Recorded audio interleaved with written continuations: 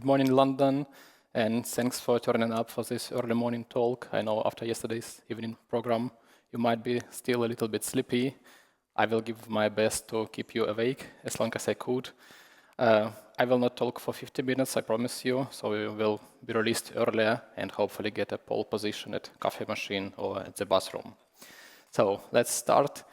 Who have never heard about the word sociotechnical? Oh, okay, nice. Don't worry, I will introduce it step by step. It is much easier than it sounds. And who heard about sociotechnical? Okay, also a few hands. Who thinks it is a new buzzword which means everything and nothing? Okay, also a couple of hands. This is nice. I will also specify what I mean under sociotechnical. So before we start, I want to briefly introduce myself because it's first time for me at DevOps. My name is Yevgen. I'm originally from Ukraine, but have been residing in Germany for the last 20 years. I live in a small town, Brusal, which you never heard before, surely. And in this small town, I'm trying to build a tech community. I identify as systems architect and as politician. And in my work, I try to combine both of these disciplines. I had customers from the railway sector, from logistics, from medical devices and maritime navigation. And across all these projects, I could observe the same pattern, that there are two streams of decision makers, one responsible for the social and business decisions, another one responsible for the technical decisions. So these are like old British faucets where you have hot water for the right hand and cold water for the left hand.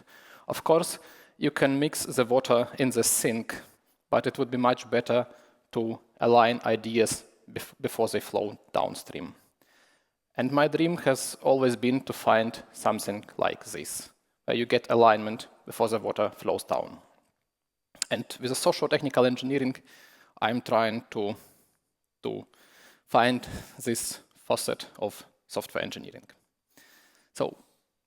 But before looking into socio-technical engineering, I want to explain how we usually construct reality. We focus too much on the process of decision-making in the top of this pyramid. But decision-making is a visible power. It just specifies what's better. But before something becomes, for example, of architectural concern, like how to split the system into components, it already passes through the filters of agenda setting. Through the filters of agenda settings and narrative, which specify what actually matters. For example, if you want to decide about the splitting the system, it means that we have an agenda which says that durable architecture is important for us long term. And even the agendas and narratives are shaped by the beliefs of what exists. For example, we know or we believe that architecture is a thing. Honestly, I don't believe this, but it is a common agreement that architecture is a thing. That's why we are dealing with architecture. And we have a lot of books and talks and papers about making decisions. My favorite book is from Andrew Harmon Lowe about setting up process of meritocratic, democratic, inclusive decision-making. But we have less down into this pyramid. And my point is that if we don't look into this pyramid a little bit, a couple of layers deeper, then we might end up making decisions about things that don't matter, or which are based on the belief that are no longer valid. And today I will try to go one step deeper into the layer of agendas and narratives, but not to the beliefs. It would be a part of my other talk. And I think that this middle layer is the most efficient, is the most important one, because by hijacking this layer, you can even disrupt a state. For example, you create new narratives based on fake facts or not fake facts, that there are some problems. You bloat agenda, you highlight new topics that matters, and by doing so, you paralyze the entire infrastructure of decision-making, for example, the state.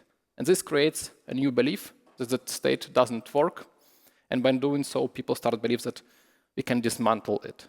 So this is a very powerful tool to understand how shit happens or how to make shit, but hopefully a positive one. So today I will go one step deeper into the agenda setting using the sociotechnical engineering. But before I start talking about sociotechnical something, I want to mention that the word sociotechnical has been established in the last few years, but its meaning has not. So everyone means something different. Everyone has their own interpretation of it. That's why I want to specify what I mean under this term. So first of all, we have two different worlds where sociotechnical appears. First world is the original one, was created in the 1960s or so. It is about workplace design, human-machine interaction. For example, there are engineers who design how we drive cars. There is some functionality which are allocated to the car. So what does the car sees? What does it do? And what we people who drive the car also see and expected to do. So this is the socio-technical world from 1960s, which is about the workplace design, service design, and so on. I will not talk about this world today. What I will be talking about is another world where most of us live, which is software organization. And in software organizations, we have people on the left side, and we have artifacts we create. And the totality of all artifacts creates what I call technometa. And people plus artifacts comprise a socio-technical system. And under artifacts, I really mean all artifacts we create, not only code, because we tend to think that the code is the king of all artifacts. It is the only thing that matters. But I would say, no, all artifacts matter because they influence us. And in some cases, other artifacts than code are even more important than the code itself. And the question is why we should consider these socio-technical systems as systems and not just social ones and technical ones. The answer to this question lies in the principle which sociologists call sociomateriality, which says that people and artifacts are interconnected and have influence upon each other. So it's obvious that we people have agency upon artifacts, we create them, but also artifacts have agency upon us. For example, think of traffic light. If you see red, I hope you will stop. If you see green, you will probably drive. Or, for example, the constitution of the country, the law. We could theoretically kill each other, but we don't because there is a book.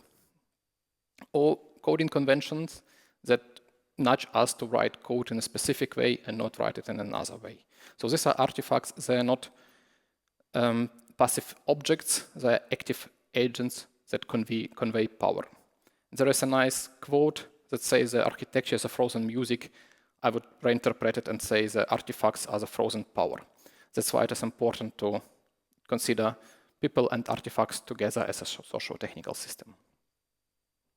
So, if you heard previously about socio-technical something, you probably have heard about what is now coined as socio-technical architectures, which is about trying to find some alignment between social structures like teams, system components, and business domains. So this is where team topologies, domain-driven design are all residing.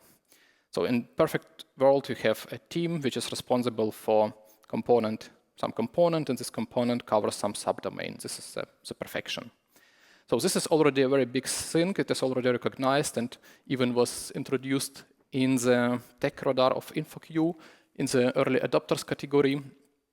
So this is already mainstream established thing. That's why I will not talk about this today. There are other speakers who know this topic much better. What is the field of my exploration is socio-technical engineering, which is not conflicting to this one, but rather complementary way of looking at the same problems from different viewpoints. And the focus of socio-technical engineering is very, very simple. Let's try to apply common principles of systems engineering to socio-technical systems.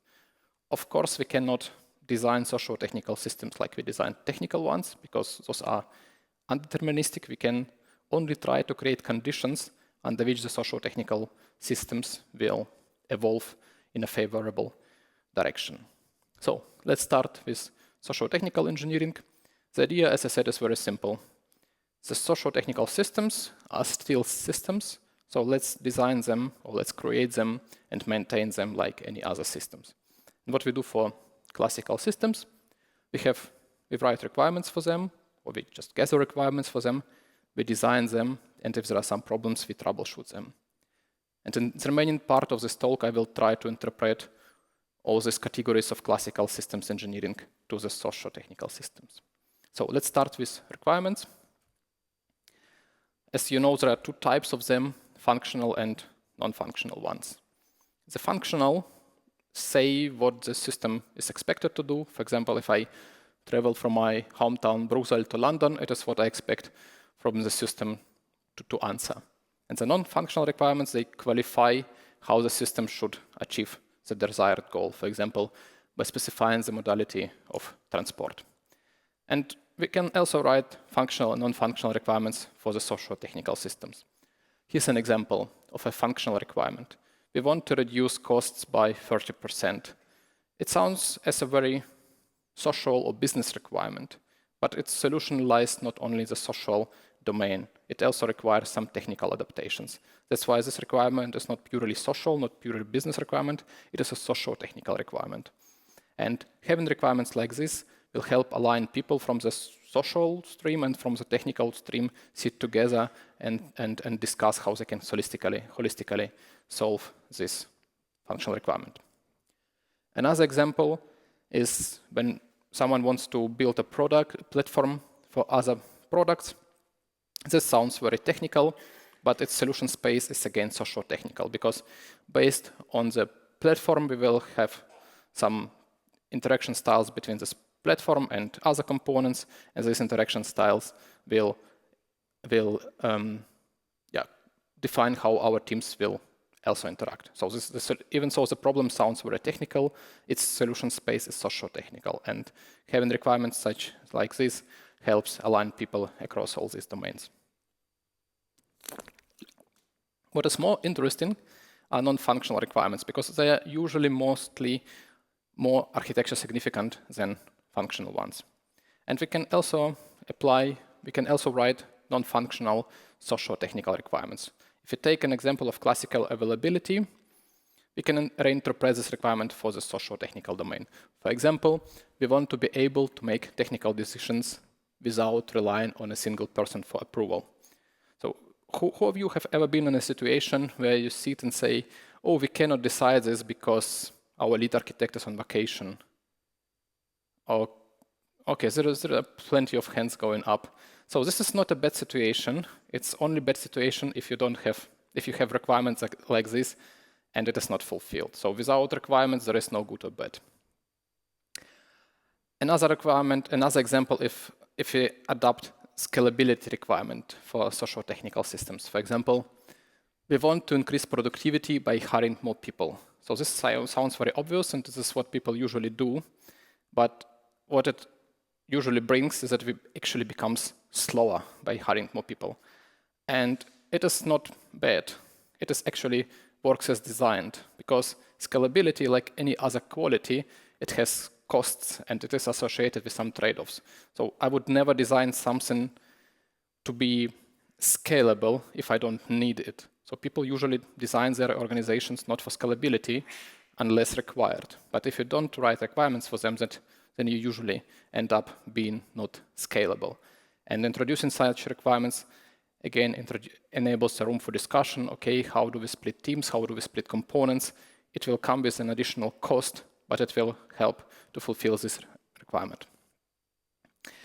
Another classical requirement or constraint is time and budget constraints, like our budget is 2 million euros and we have 3 years time to market. And requirements like this, they help to avoid what I call architectural absolutism, where people promote some solutions based on their experience, what is the kind of, this is the way how we are doing proper architecture. But again, it loses the context of what is required and what is not. And if we are just going to create some prototype within 2 months for 10,000 euros, it would be completely different architecture. And socio-technical requirements like this, they help to eliminate this personal bias. So that's it. This was a part about requirements. Long story short, if you want to create a system, it's better that you know what you want. And the way to define what you want is to create requirements. Because when you have requirements, you can gather people to discuss them. people from the social domain, from the technical domain. People can look which requirements are conflicting with each other, prioritize, and so on. So the requirements are baseline to constructive discussions. And once we have requirements, we can for sure design socio-technical systems like we design technical ones. And what is basically design? I think we can grasp design in just one sentence. So design is making arrangement decisions about systems elements. I hope it applies for the most of the cases. So if you understand what are the systems elements in socio-technical systems, and if you understand what are the arrangement decisions, then we basically get a design language with which we can communicate our socio-technical decisions, we can discuss them, we can verify them against requirements, we can even document them for the people after us. And we can go even one step further and look how people in different domains solved their requirements. For example, we know there are people in technical domain who are solving availability, scalability, performance requirements. Why not taking their tactics and patterns and applying them in our socio-technical world? Because now we have a language. So this is an idea behind this. Let's look at the three categories. I will start with the elements. There are probably tons of ways how to define elements in socio-technical systems. One of them would be by looking at what actually happens in software organizations. And in software organizations, people work on artifacts according to their roles. So this gives us basically three basic entity types for elements in socio-technical systems. People are normal physical persons like Cassandra. They work on artifacts such as software architecture documentation because there is a role such as lead architect and the role is allocated to Cassandra. And I prefer really saying the role of lead architect is allocated to Cassandra instead of saying that Cassandra is a lead architect. Because if you say Cassandra is a lead architect and Cassandra is on vacation, then it basically means we don't have any lead architect. If, however, we say we allocate the role of lead architect to Cassandra and Cassandra is on vacation, that it just means that service is down. The physical instance is down. Right now, we don't have the service of lead architect. And this opens the room for discussion. Okay, what do we want to do? Just wait until this instance reboots, so Cassandra comes back from the vacation, or we maybe reallocate this service to another person, or maybe we redesign our system completely differently so that we end up without having this role at all, because we don't want to be dependent on any single node. So roles are allocated to persons, and I would define role as responsibility for an artifact. For example, the role of lead architect is simply a responsibility for the artifact software architecture documentation. It doesn't mean that lead architect is the one who creates software architecture documentation, it's just a responsibility. And software architecture documentation is not necessarily a PDF and in SharePoint that no one looks at. It could be whatever you want. It depends who are the stakeholders of this artifact and what do they need. And for example, software engineer is also a role, and this is surely a stakeholder of the artifact of software architecture documentation. And for example, the lead architect, the people to whom the role of lead architect is allocated, can ask people to whom the role of software engineer is allocated about their expectations. So what do you expect me to put in software architecture documentation, and how do you want this artifact to be organized, persisted, maintained, and so on. And following this logic, we can even create an entire mapping of our people, artifacts, and roles. So this diagram is maybe a little bit overwhelming. I will guide you through this. So in the middle, you see an artifact, software architecture documentation. There is a role of lead architect, which is responsibility for this artifact. There is another role of software engineer, which is stakeholder of this artifact. There is another artifact, like code of some component. Software engineers are responsible for this artifact, and we can allocate also the role of software engineer to, for example, 3 different people, and even to someone who is the software architect. So in this notation, it means that Cassandra is worker instance, And on this worker instance, we are running 2 software services. The first 2 services. The first one is lead architect, and another one is software engineer. And there are plenty of other roles like platform architect, quality assurance engineer, or product owner, which are also allocated to some people. And by using such diagrams, we can, for example, trace that, okay, Kate is someone who is doing the product owner work, and she is basically the client of Cassandra, because she is responsible for some artifact. She is a stakeholder of some artifact, which is in the responsibility of Cassandra. So basically, Kate can go to Cassandra and tell about her needs. So with the help of such diagrams, you can basically facilitate stakeholder management in your organization and even trace the information flows. So this was the basic elements: people, artifacts, and roles. And there are a couple of decisions which we can make about them. I think there are 3 natural atomic types of decisions. The first one is how to decompose something into parts, how to split the system into components, how to split the organization into teams, and so on. Once we decomposed something, we have to integrate it back again. For example, if we had decomposed a system into components, the question is how we integrate them. Like, do we need some middleware? Do we want to have some synchronous, asynchronous communication? Do we need some database? These are all integration decisions. In the case of social structures, if you have different teams, they might have some weekly, community of practice, scrum of scrums. These are integration decisions on the social level. And the third type of decisions are allocation decisions.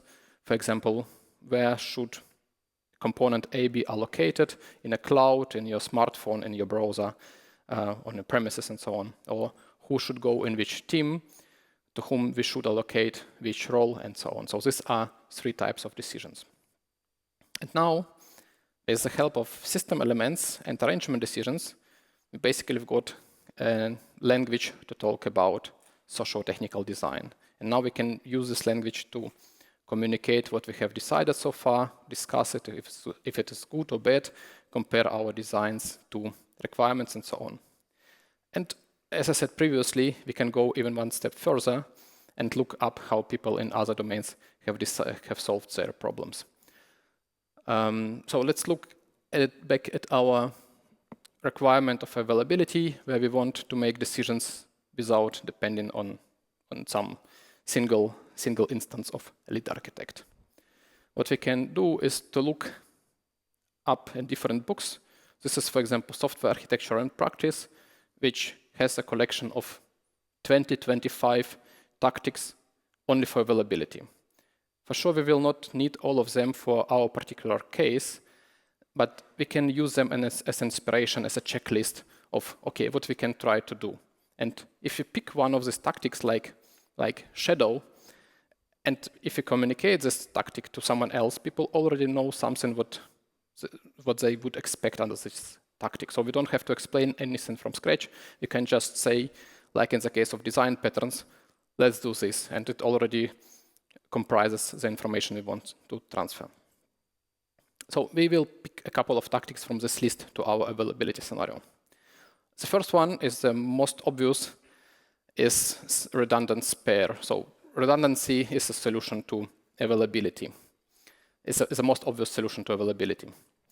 What we can do is, of course, we can deploy the role of lead architect to 2 physical nodes, Cassandra and Hector, which is very obvious.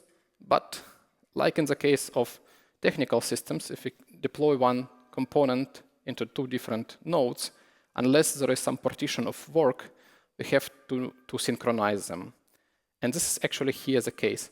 If Cassandra and Hector are both lead architects, then we have to synchronize them, which means that they will never be as efficient as if they would be by working alone. And this is something what they have to take into account, that they would go to the same meetings together, that they have to discuss their tasks all together, so to achieve some availability if some of these nodes is down, either sick or on vacation. And by communication in such tactics, we can get people's buy-in that, well, let's do it. I know you will be not as efficient as you would, but availability is more important than your personal performance, your personal efficiency. Another tactic is actually a combination of two tactics. The first one is self-test, where the system tests itself. Another one is removal from service, where we just pull the plug and see what happens.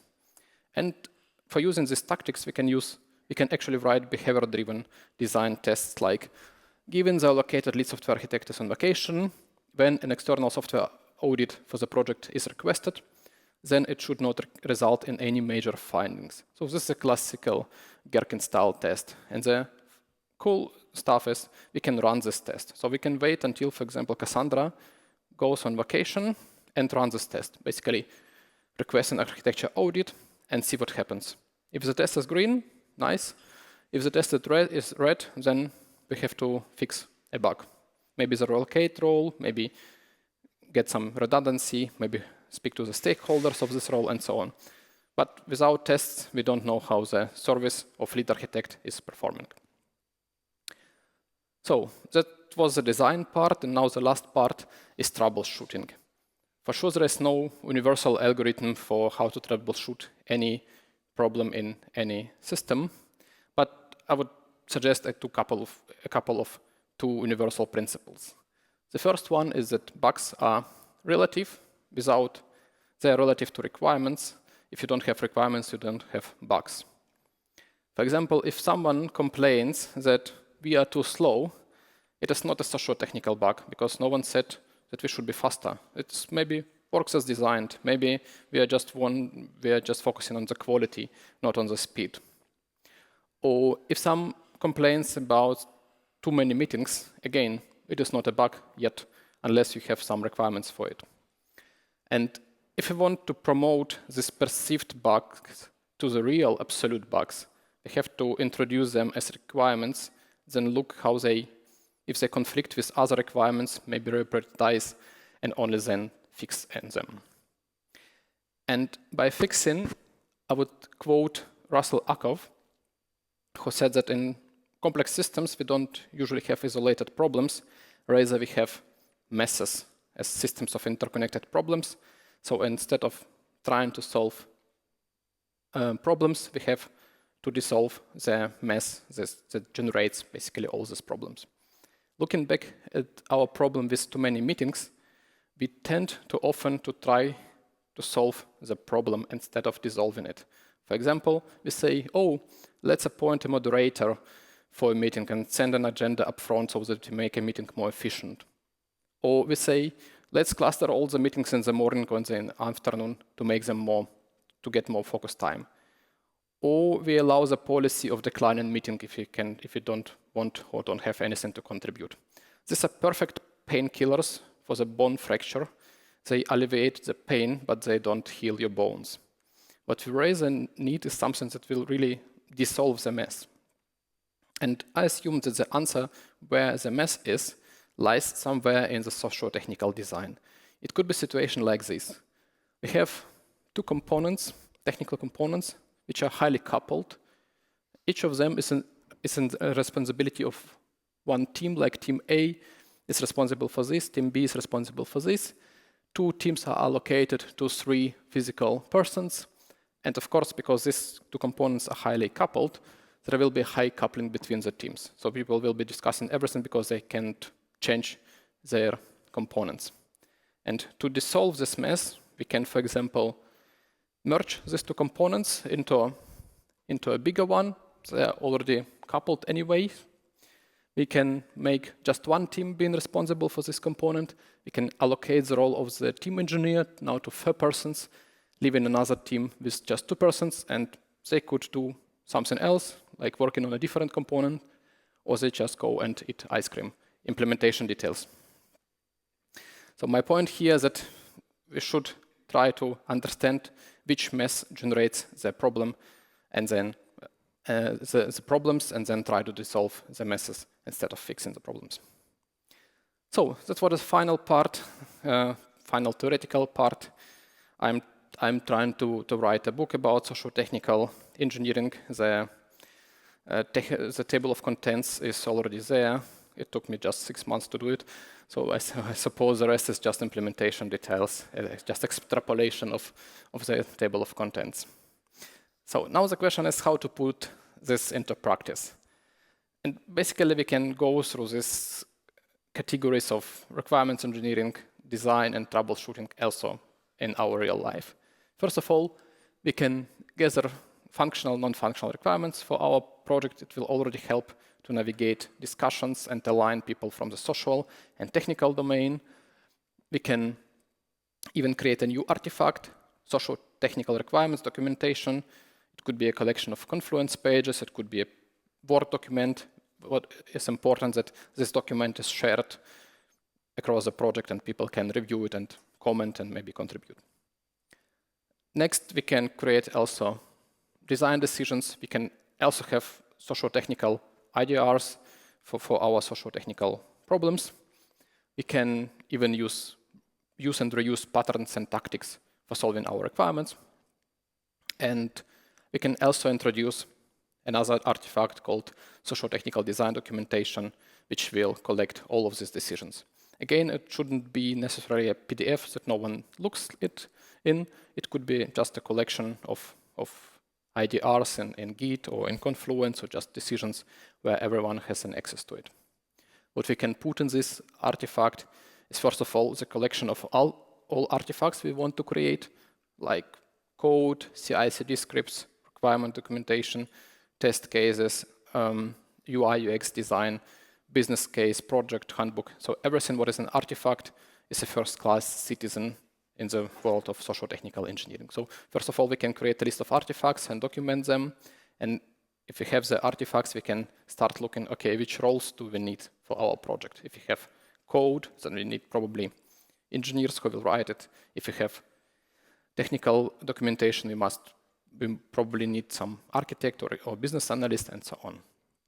What we also can do is to put designs like this, explaining who is doing what, which artifacts do we have, and in which relation do they stand to each other. So this will help to facilitate communication in our project. And finally, if we have some problems in our socio-technical systems, we can run workshops trying to understand these problems and dissolve messes that create them. And people often ask me who should be responsible for these two new documents, socio-technical requirements documentation, socio-technical design documentation. I would propose to introduce a new role in our project, this magic faucet called lead socio-technical engineer, who would be responsible for these two artifacts. It could be just VP of engineering. The name doesn't play any role. Important is that we have rather these artifacts, socio-technical requirements documentation and socio-technical design documentation. So that's it. If you like socio-technical engineering, let's stay in touch. We can also meet and grab a coffee to discuss. And thank you for your time today. And this is actually already it. Thank you very much.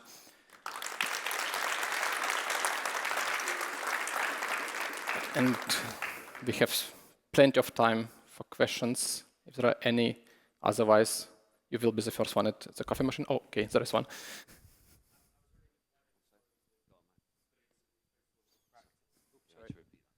Hi, I was wondering if you had any stories of putting these principles into practice. I can imagine a lot of this flying in the face of a lot of managers and sort of navigating that communication gap. I was just wondering if you've had any experience doing that. Yes.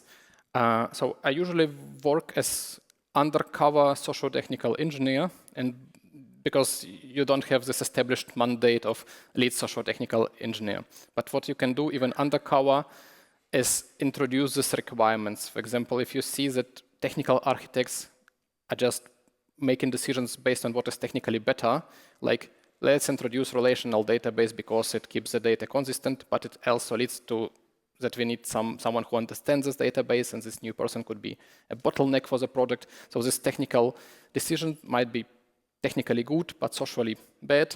And by introducing socio-technical requirements and letting people discuss them, you actually doing this work undercover.